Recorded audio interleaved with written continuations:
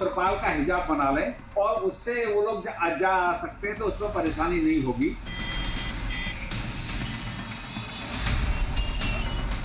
वो तिरपाल जो कि अक्सर इमारतों की सिक्योरिटी में काम आता है, बारिश हो, धूप हो या तेज हवाएं, तिरपाल का इस्तेमाल होता है। लेकिन यही तिरपाल लफ्ज इस वक्त यूपी में गजब का ट्रेंड कर रहा है और इस पर बड़ा वबाल मचा है।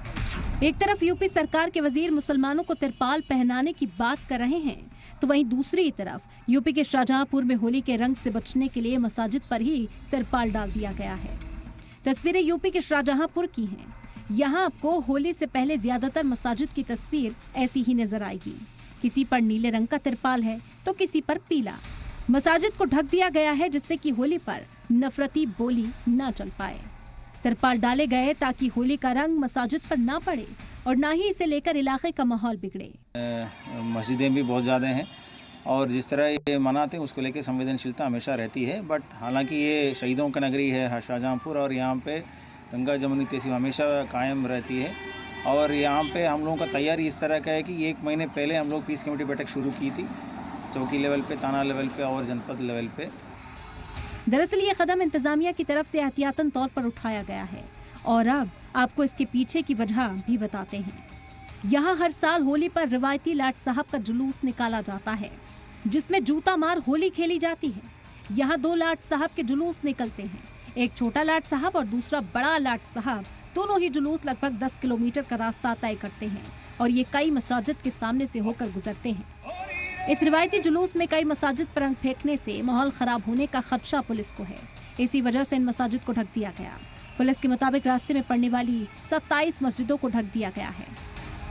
मिला के यहाँ 3,000 साढ़े 3,000 का फोर्स दोनों बड़े लाट साहब का और छोटे लाट साहब का लगती है। और बड़े लाट साहब का जुलूस में जो 19 मस्जिदें हैं वो सब मस्जिदें ढका जा चुके हैं, वो भी परंपरागत रूप से ढका जाता है। जो छोटे लाट साहब जुलूस में 8 मस्जिदें हैं, वो 8 मस्जिदें भी पूरा ढका गया है। जबकि ईदगाह कमेटी ने इल्जाम लगाए हैं कि 27 नहीं बल्कि 69 मसाजिद को ढक दिया गया है और पहले के सालों में सिर्फ 1 या 2 मस्जिदों को ही ढका जाता था।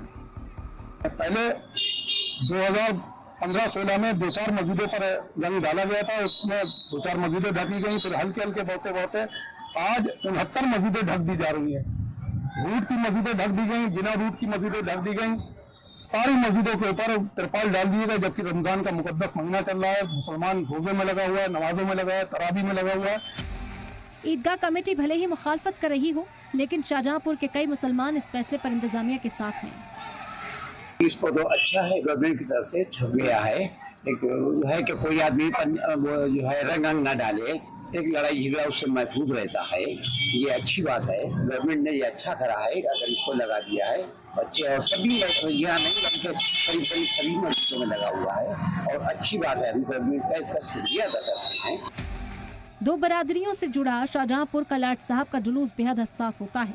रास्ते भर जुलूस में शामिल हुड़दंगी जमकर हुड़दंग मचाते हैं।